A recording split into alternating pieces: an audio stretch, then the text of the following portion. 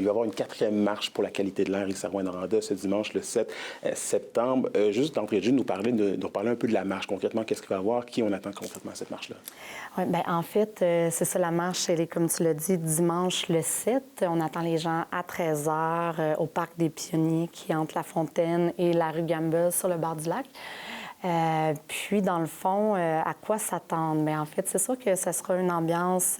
on essaie toujours de réfléchir nos actions en fonction de 3 ingrédients, c'est-à-dire l'art, la science et puis l'engagement citoyen, là, pour avoir des événements le plus crédibles et le plus sensibles, pour avoir des événements porteurs de sens.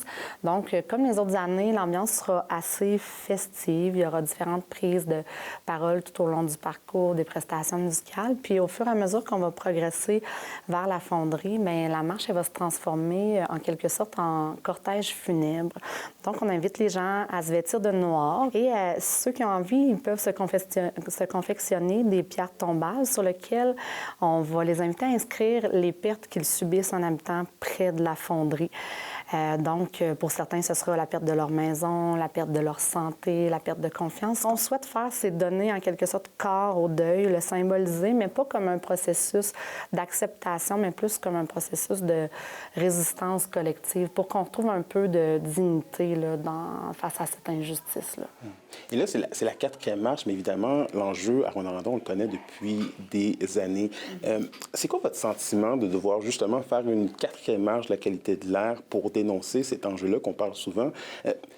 Vous n'êtes pas tanné de faire ça, en fait, de devoir constamment dire haut et fort que ça n'a pas de bon sens pour vous?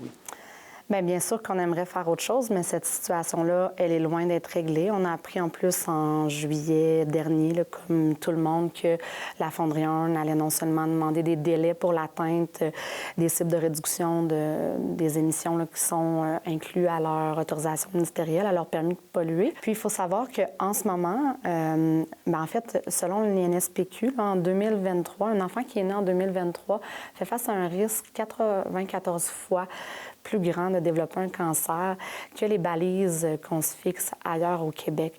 Donc, demander des délais, accorder des délais équivaudrait à continuer à sacrifier la santé de nos enfants. Donc, nous, c'est sûr qu'on dénonce les manœuvres de Glencore, de la Fonderie Hearne, d'essayer d'aller chercher l'appui de la communauté d'affaires, d'aller chercher l'appui des syndicats en discréditant un peu la santé publique et les autorités de santé publique et en essayant d'invalider les normes québécoises qui reposent sur des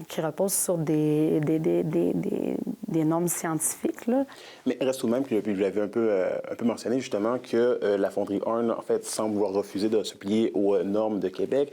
Il y a eu l'abandon du projet Aéris dernièrement. Il y a aussi évidemment les menaces de fermeture.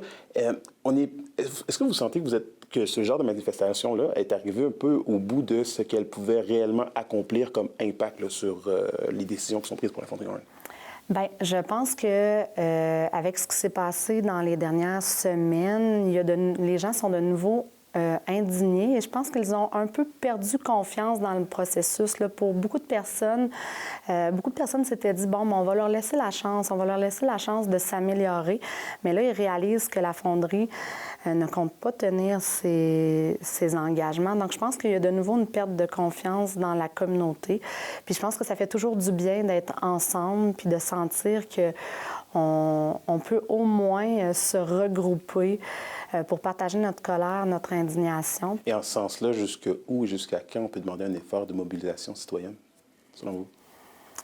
Bien, moi, je pense qu'il y en va de notre dignité de résister à tout ça parce qu'en ce moment, nos droits fondamentaux ne sont pas respectés. Notre droit à la sécurité, notre droit à la santé, notre droit de vivre dans un environnement sain ne sont pas respectés. Fait que je pense qu'on doit revendiquer nos droits, là.